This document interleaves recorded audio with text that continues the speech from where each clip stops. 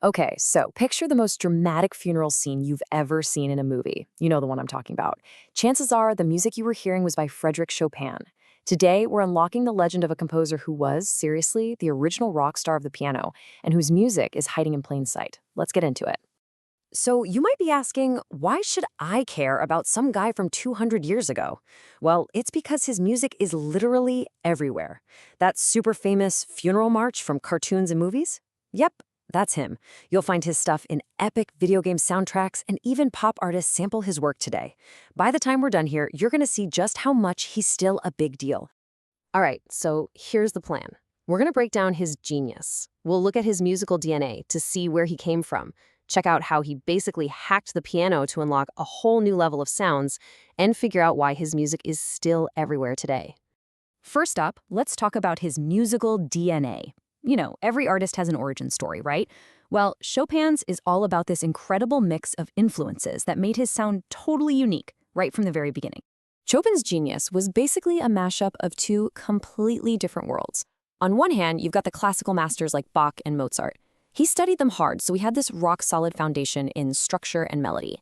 But then, he mixed that with the wild, super energetic folk dances from his home country, Poland.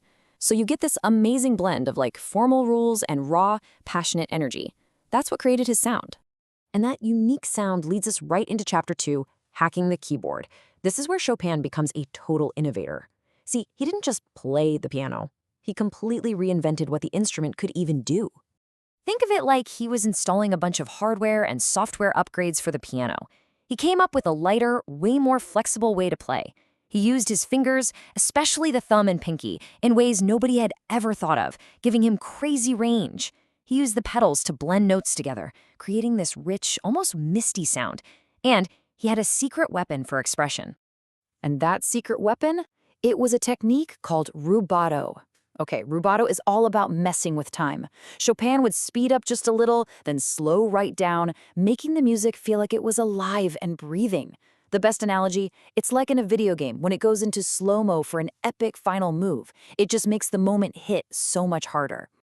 So, how did he teach these insane new moves to other pianists? Well, he wrote a series of etudes, which are basically just technical exercises. But these weren't your boring practice drills. Chopin's etudes are so beautiful and so challenging that they're still played in huge concert halls today. It's like he made training levels so epic they became the main quest. Okay, so beyond all the crazy technical skill, Chopin was an absolute master of creating a vibe, an absolute master of mood. In this next part, we're going to see how he used the piano to paint pictures and tell these huge stories without using a single word.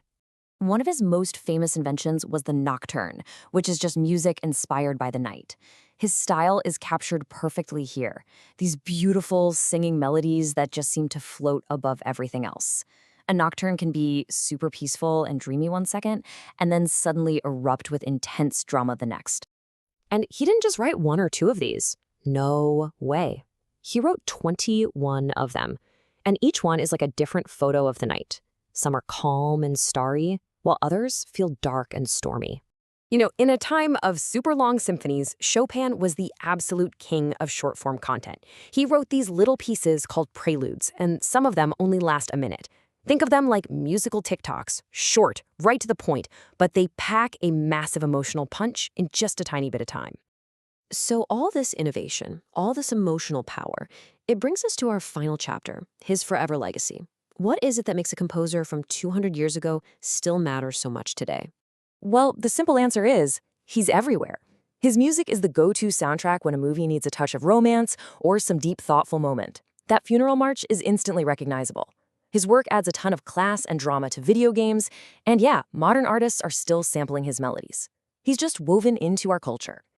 And here's the crucial part. He didn't just write great music. He changed the game for pretty much every composer that came after him.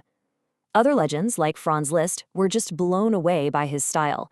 And you can draw a direct line from him to the people writing the epic scores for the movies and games you love right now. And his legacy is kept alive at the absolute highest level. Get this. Every 5 years, the best young pianists on the entire planet go to Warsaw, Poland for the International Chopin Piano Competition. And the craziest part? They are only allowed to play the music of one composer, Chopin. That's it. Winning this is one of the biggest honors a musician can get.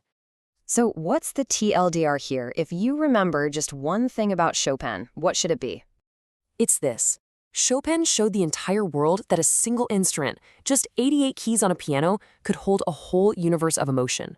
From joy and love to total heartbreak, he found a way to make that piano speak directly to you. And that kind of leaves us with one last question for you. Chopin told his entire story with the piano. If you had to tell your story, express everything you feel, using just one instrument, what would you choose? Thanks for watching.